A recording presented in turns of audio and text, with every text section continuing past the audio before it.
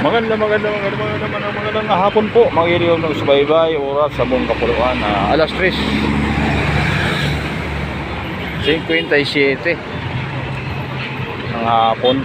Kaangat, monitor natin ang kahabaan ng Congressional Avenue. Yun po,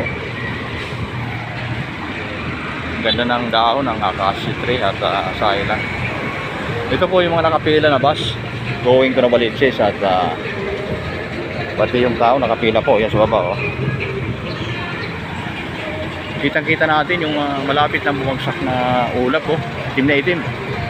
Magili kong taga-subaybay sa bandang Novaliches area,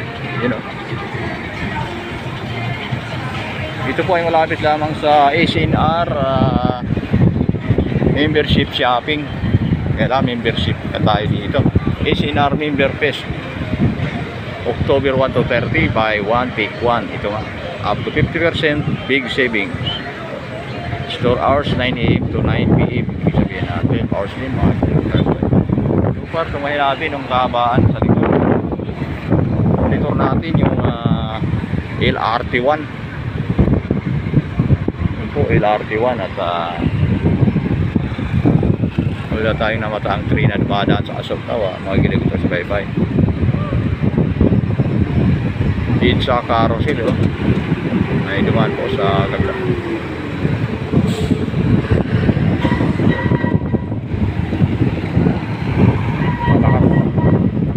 Malakas ang hangin, magilig ito sa baybay. At Bagyong Kuri nga po, ayon sa Pag-asa, palabas na ng Philippine Area of Responsibility at buntot na lamang yan yung mga pagulan-ulan na yan.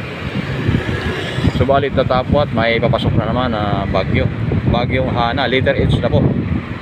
Pero ayon sa Pag-asa, hindi po dapat ipangamba yung naturang bagyo at hindi naman maglalandfall at mag-u-turn lang ulit.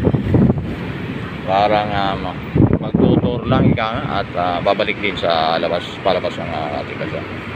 So para tuloy tayo sa monitoring ng traffic update, including weather update.